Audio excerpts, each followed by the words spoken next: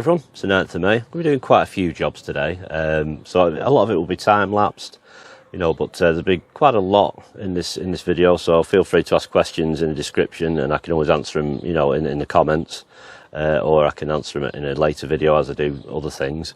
But basically these tomato plants are going to go in the final beds, so there's a lot to do. So if you like what you see in the channel, feel free to subscribe, and if you want to help support the channel, there's a link in the description below on how you can do that. So this video is one of them sort of times where everything's got to be converted around now. Obviously there's things along the raised beds in the polytunnel which these need to go into. Obviously there's shelves that are going to be in the way, so these need to come out.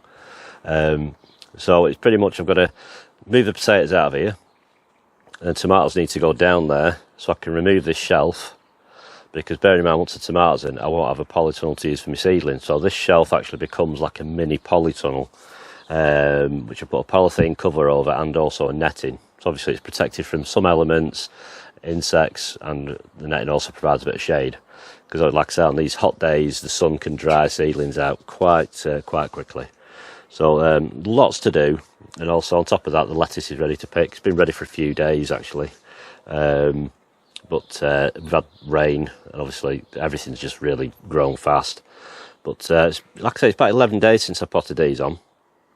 27th, 28th of April, and they've actually, they've really grown fast, and they're ready because there is compost, and full of roots at the bottom. So I pop this twin pot off, this bottom one. You can see at the bottom there, compost, and it's got roots in it. So I'll just nestle that probably down to here in the raised beds, and then roots will just carry on through into the raised beds. They'll be getting watered from the top, to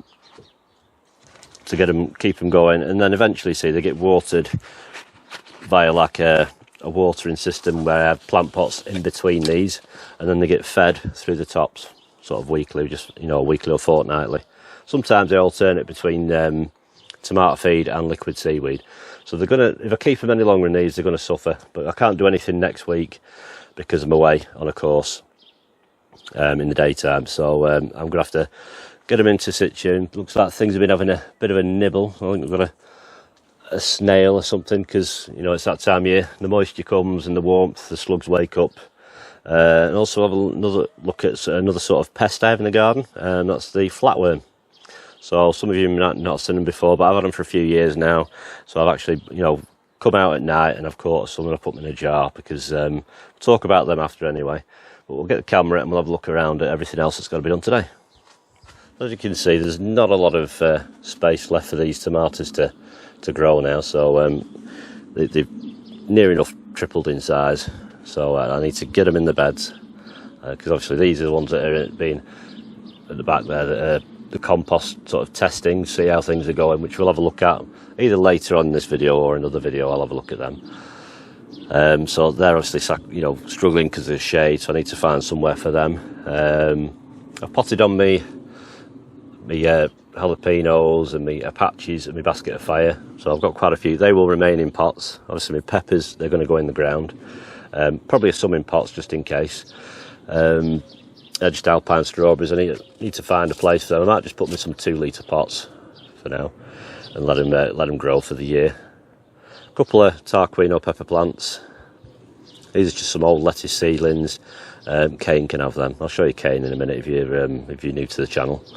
In here I've got some leeks. I've tried sowing them in the really tiny modules, which are kind of like 48 cell modules, really tiny things. They're old seed. I've ordered some new ones, because you've got to have a go with old seed, and if it doesn't fire, just get some new ones. So these are the cucumbers, the Nimrod and the 4-fem spot, courgettes, getting ready for bigger pots soon I think. So I've got the 2 yellow ones and 4 green ones. These are all the melons. This is a Minnesota midget.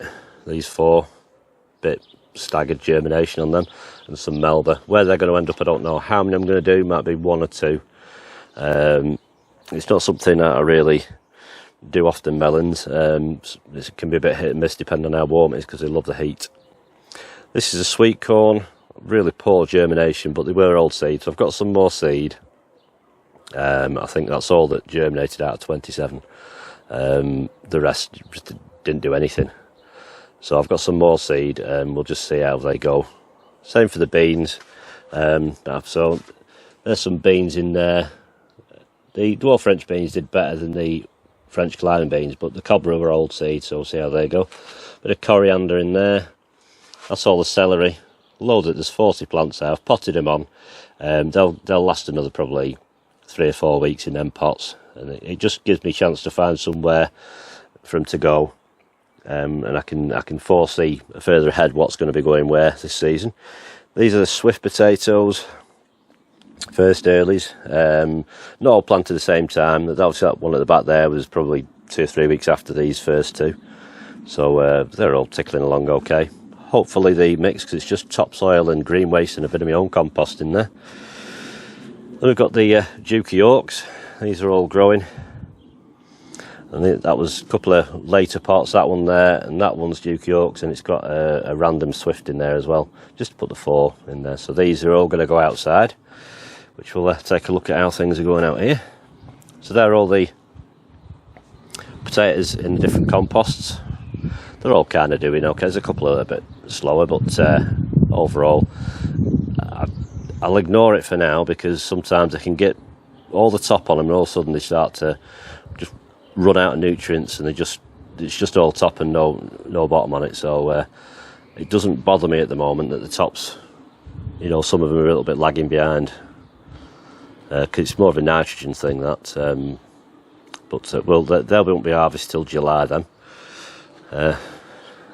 Kane's out, he's eating the grass, so he'll be probably getting some lettuce today after I've picked a load.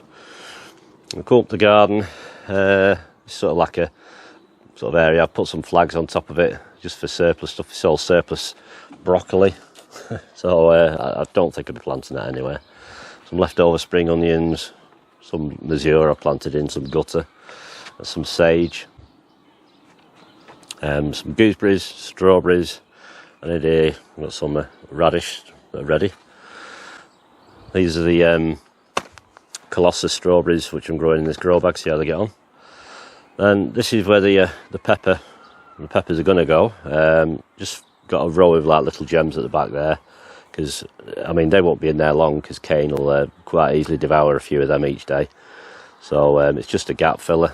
So I'm probably, it's somewhere I could put them potatoes from the polytunnel for now, because I'll show you the other side after.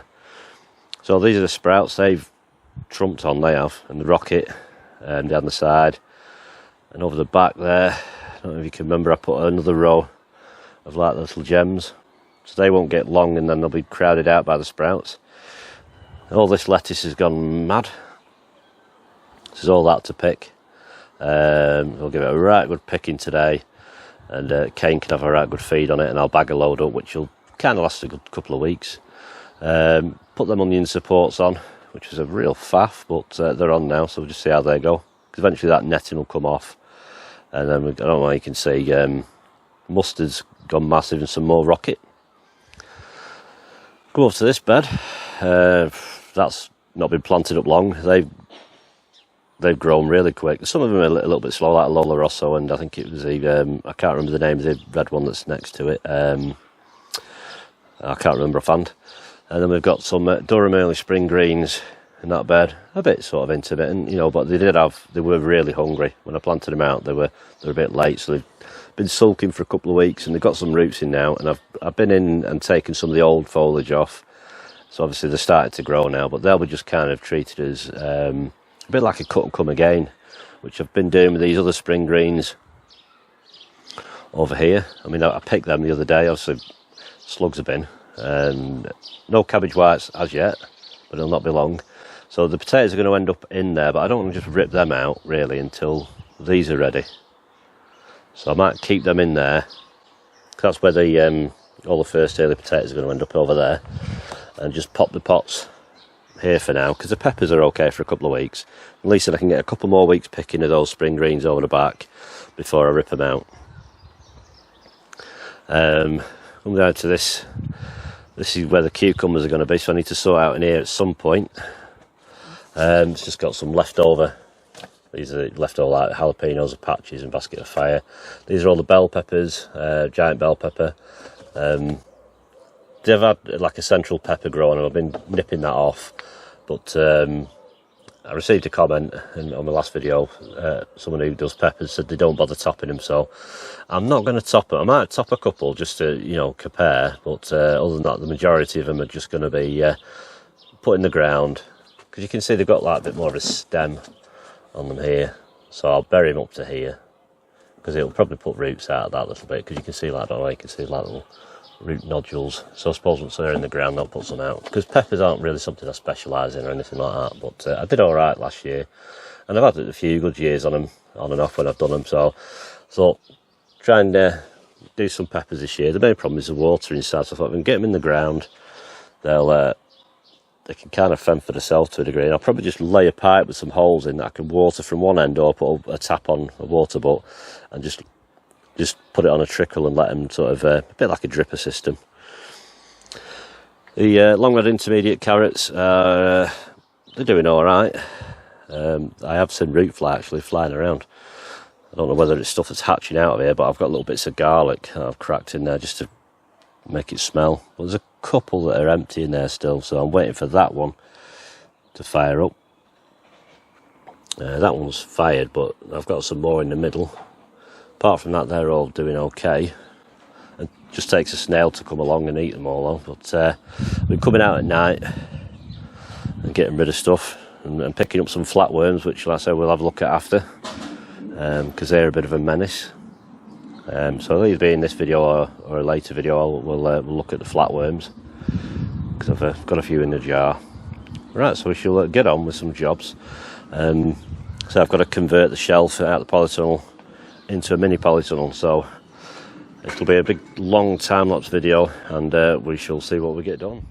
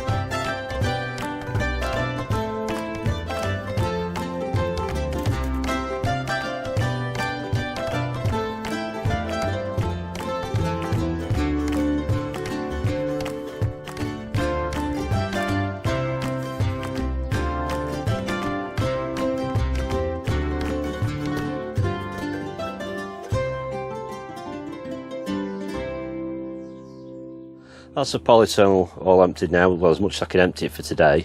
There's just this lot at the back here I need to sort out at some point here, because I might grow the melon at the back there, or a cucumber, and try and trail it a bit down the middle. Like I say, I don't use that door, but it has got a mesh in the top, so when the frost has passed, this bubble wrap will come off.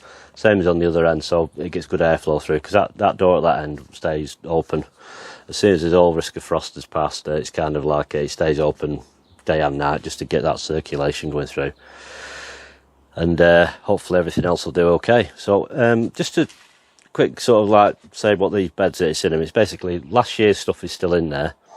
So all the old tomato plant roots are all still in there. It's been turned, and then it's had a little bit of bloodfish and bone meal, 2 bags of topsoil, and then it's been sort of raked out, and then I've just sort of like put some of my own compost, just sprinkled it over the top, just as a bit of a capping, because that's got any supplementary sort of feeds in that can, because otherwise if it's a bit heavy in nitrogen, you'll get a lot of green foliage, which you don't want. So it's just there to encourage worms in there, because if there's nothing for the worms to eat, they won't really come in. So I'm thinking, you know, because it's not fully broken down at compost of mine, the worms will come in, and they'll just work everything round in there, which will all help. A bit of a problem with the red ants nest down that end. I've put some powder down for them, and a lot of them have died off now.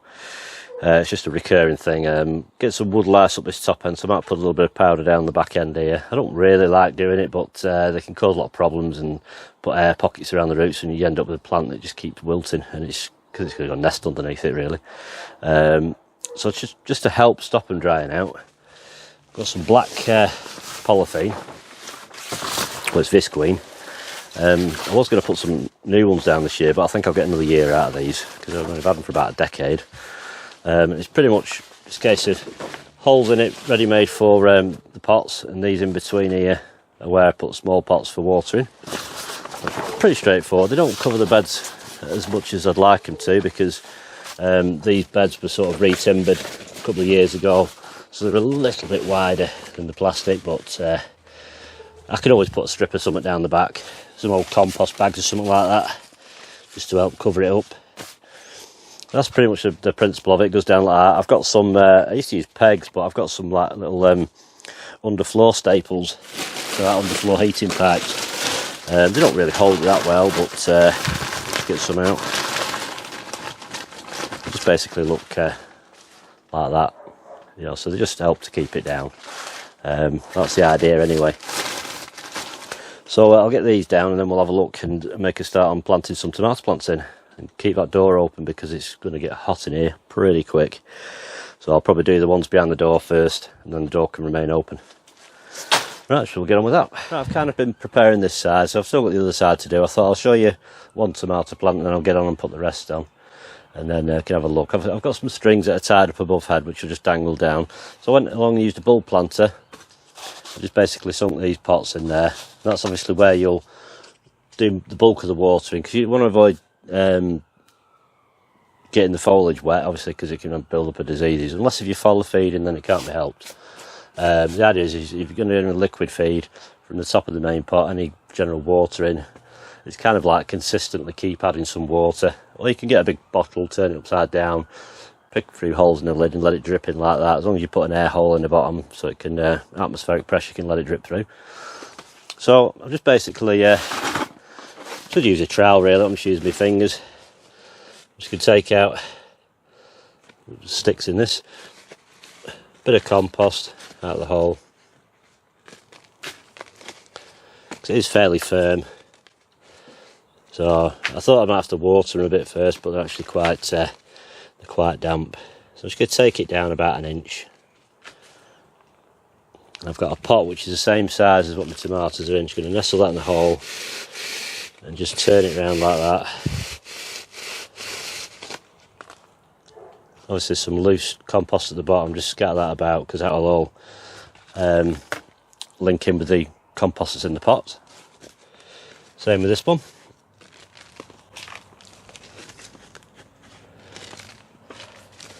Because I've got 2 of each variety, I'm going to sort of like do it symmetrical, so I'll have 1 of each down each side, just to see if there's any real difference in the beds, because it's pretty much the same. The only other difference is the amount of sunshine, but This polytunnel is pretty much south facing, so it does get pretty warm in here. Let's get that. That one like that.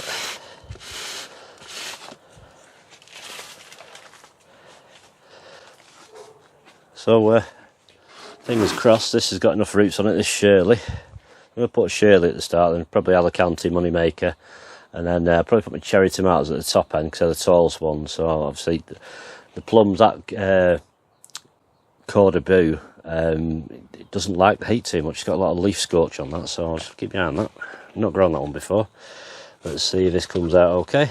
Yeah, got roots on that. So it's pretty much set it in like that. Just wiggle it about a bit and that'll just break that compost at the bottom so the roots go in. Just firm it round like that. And simply drop your string down from above.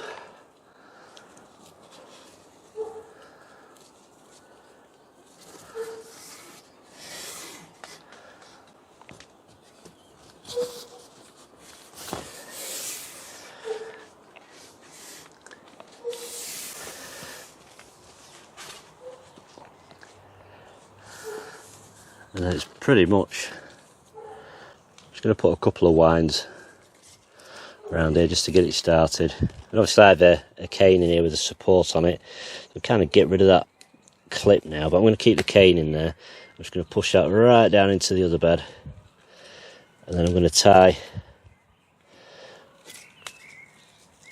this string to it then, just in case I need any more string through the season. I can always slacken this off, or simply just slide that cane up a little bit, or push it down a bit more. And as it grows, you just sort of wind it around like so. Obviously go along through it, check in between all your leaf axes like there, the sucker there, and take that out. And I'll once they're all in, I'll give them all a good water, and probably take about a week, and those roots will be down into the bed. You won't be able to budge that. And it's as simple as that really. So I've just got to do that another 17 times, and then we'll have a look at them. That's all the tomatoes in. It's quite a long job, quite warm in here, so at least they're all in now. I've just got to get them roots down into the raised beds, and they should be okay. And then the lower foliage that's obviously a bit damaged and a bit, you know, scorched, I can, as soon as they've rooted in a couple of weeks, I'll trim all that bottom few stems off. I'll just get the fresh top growing and get them up these strings and that, and then they'll be away. So they're just, this is a paracord. You can use jute twine if you want, but paracord seems to be better. Just attached to this rail up here. Goes down and you just wind it around as it grows. Seems to work okay, but you know, you can use canes if you want. Just be careful if you've got a polytunnel you don't prick a hole through the roof, because I have done that before. But it's one of them things. But yeah, whatever supports that you find best, use them, and hopefully if the season goes okay, no problems, we'll get some tomatoes in a couple of months. But go through the varieties. So I've got Shirleys, Alicantes, Moneymaker, Tigerella, San Marzano, Roma, Cordoba, Gardener's Delight, and Sun Gold. And it's exactly the same on the other side. So see how they go. The first ones that are usually ready are the Sun Golds right at the back, because they're quite a tall, quite a bendy plant to be honest. So I thought I'll shove them right at the back end this year, because they're usually by the door, because Mrs likes picking the cherry tomatoes. So I thought, well, I'll put them at the back, and the tall, it shouldn't overshadow too much then.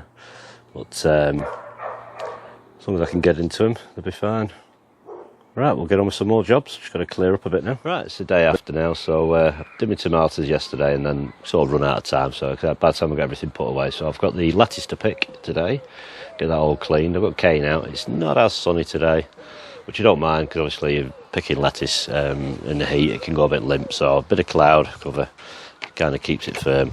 So I thought I'll have a quick chat about these flatworms. I don't know whether they're New Zealand flatworms or not. I don't know much about them, but they've progressed over the last few years. I've found them a bit more common in the garden. I don't have them at the allotment, As far as I'm aware, they're kind of brought in with potted plants sometimes. You know, I've not bought any potted plants in the garden here. I don't know whether my mum did in years gone by, but obviously neighbouring gardens. So the main sort of predate on worms, which isn't great. You tend to see, you won't see them in the daytime unless if you lift a sheet up or a piece of wood. They will eat slugs as well, which I don't mind at all, but I don't want to be losing all the worms.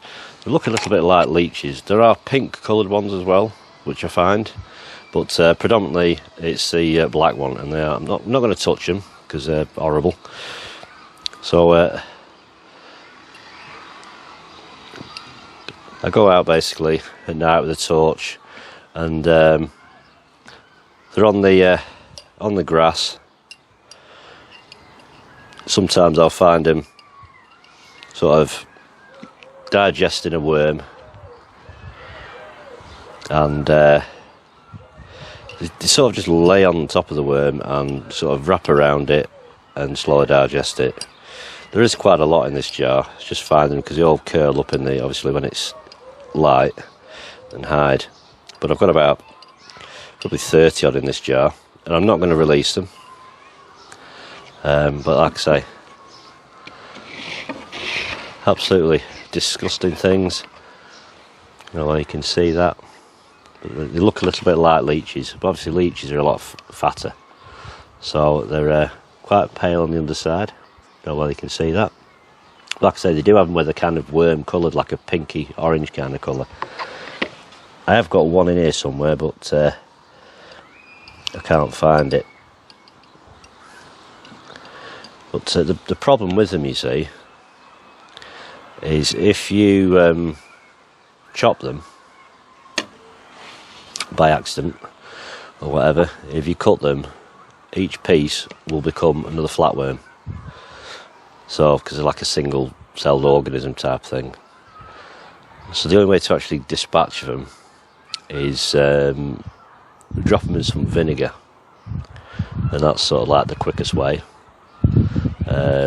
Or something like that type of thing. You know, some of you might think it's cruel like the other place. Yeah, they probably do have a job, but I need the worms, because you do find them in the compost heaps, and their eggs look a little bit like little blackcurrants. So it's worthwhile. You know, you can lay a bit of black plastic down and see if you get any underneath that, or go out at night with a torch, look along the grass and anywhere sort of dampish, and you'll find them if you've got them. If you haven't got them, great. If you have, there's a website you can report on, which I did about 2.5, 3 years ago. Never had a reply from them at all. But like I say, they're disgusting things. So I'm going to have another night out tonight, see if I can get some more, and then I'm going to send another email off. But that's the flatworms. Whether they're New Zealand ones or not, I don't know, because we do have native flatworms. But these have they've not always been in my garden. They've kind of probably the last 7, 8 years, and then this last sort of 3 or 4 years really gained in numbers. They won't attack the big slugs. I do find them on small slugs, and actually inside a snail shell as well. So they just go in there and they digest it. So I'm going to pop these back in the jar. I've just got a bit of soil in this jar. You know, if you're going to dispatch them, do it in as quick a way as possible. You know, just to keep it all a bit more humane. But that's the flatworms. So it's a problem I have. Don't cause me loads of problems, but I'm just going to keep checking it, and if I find them, I'll get rid of them and just try and keep some of the numbers in check. There's probably about 1% of the population I have in the garden there, if that. Probably thousands. But if they come out, and I'll get rid of them. So that's the flatworms. Right, I'm going to pick some of this lettuce now. I've got my buckets and some kneeling pads, because it is a little bit time consuming. Once you get the knack of it though, it's not so bad. Just going to take it a bit steady, because my knees aren't so great these days. I'll wind's getting up, so it's probably blowing down my microphone a bit, so I'll try and shield it as best I can.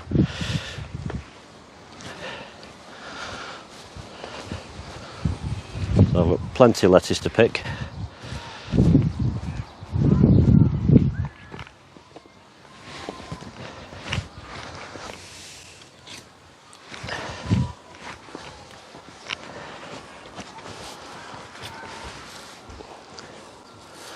I'll lift this end of the net as well in a minute, just so it kind of keeps it out of camera's view. I'm not going to film all this, just a little bit, and then I'll time lapse the rest.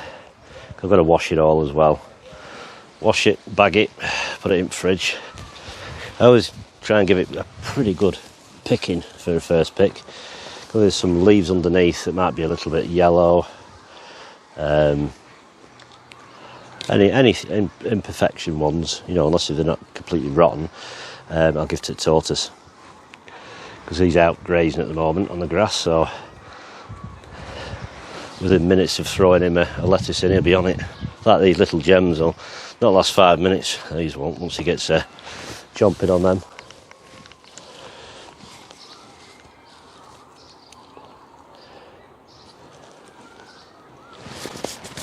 Kind of wrapped up out the way.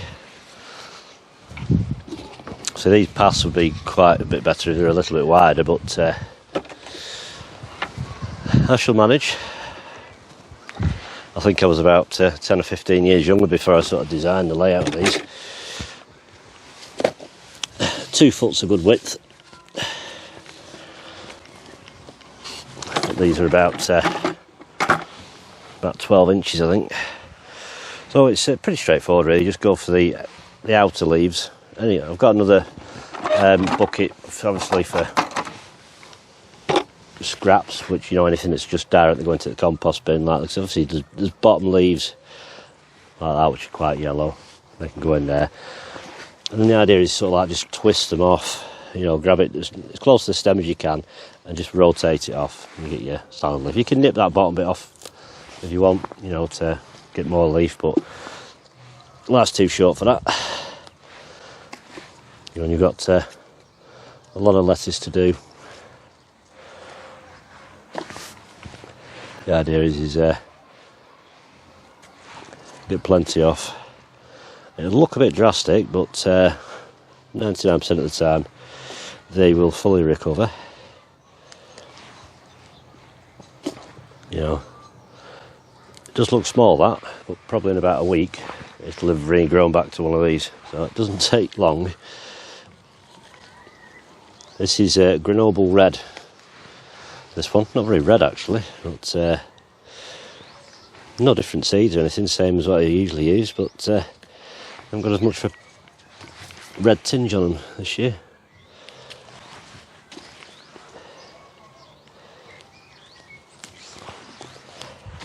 It is one of the easier ones to pick. The Mazio can be a little bit fiddly.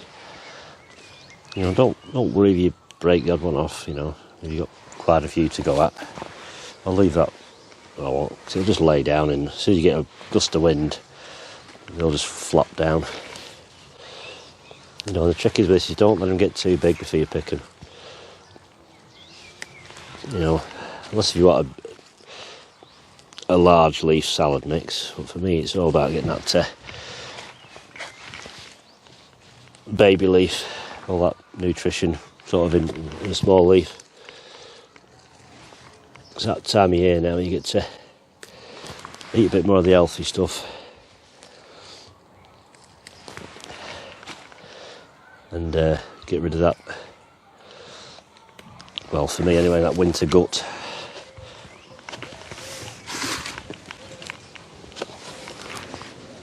I shall carry on. I'm going to pick them all exactly the same. Rocket and mustard, you know, a little bit more time consuming because they're more thinner stems, but we'll persevere. And then I'll get them washed off.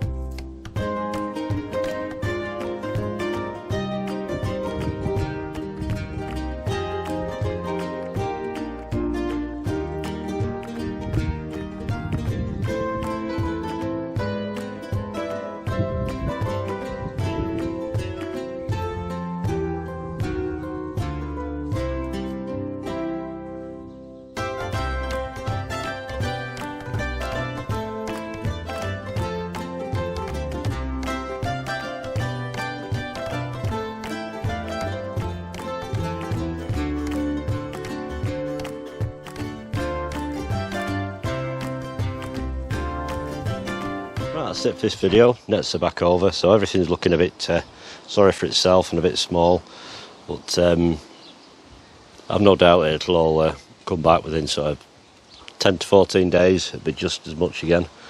I've left the net off the mustard and the rocket just to allow the onion tops to do the thing now, otherwise I just keep pushing them over, so should be okay. Slugs don't tend to really go for the mustard and the rocket, but you never know.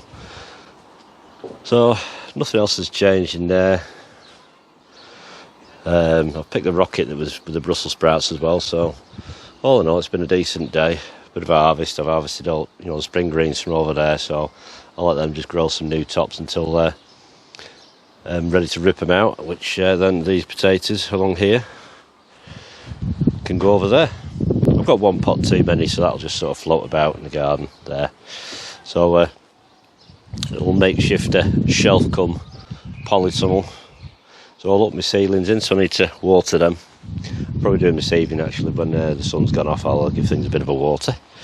Everything's kind of growing. These are doing alright actually, but all in all it's begun, the harvest finally. So I've had a few radish in that, so I'll be on salad for my tea tonight.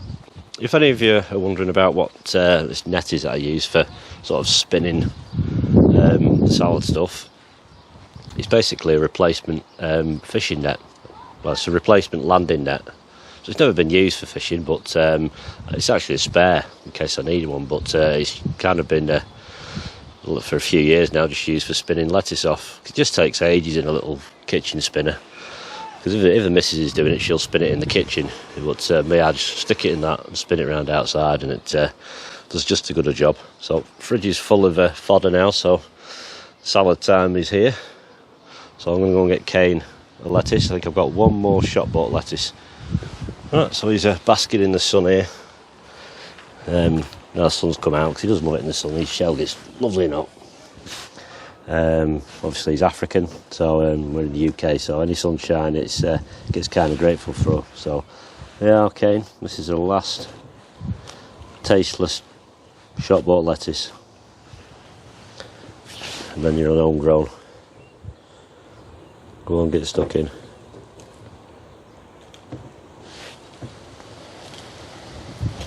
But at least I've got plenty to get him going now through the summertime.